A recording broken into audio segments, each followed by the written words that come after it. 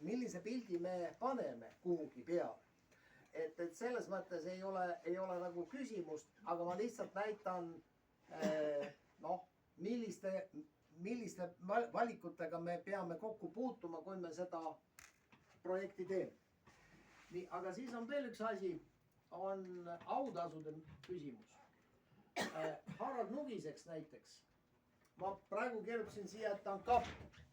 Aga kapteni aukaradi anti talle alles uuel Eesti ajal. Aga ära suri ta kaptenina. Aga selle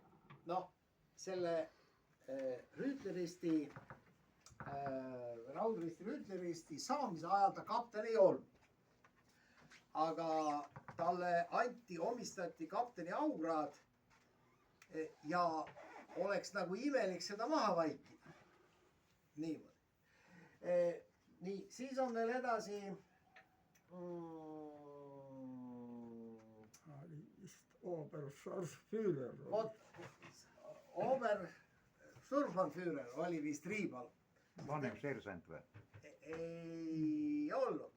Vaata, ühesõnaga Saksa autasude puhul on siis küsimus selles, et kas need panna siis saksapäraselt või panna eestipäraselt.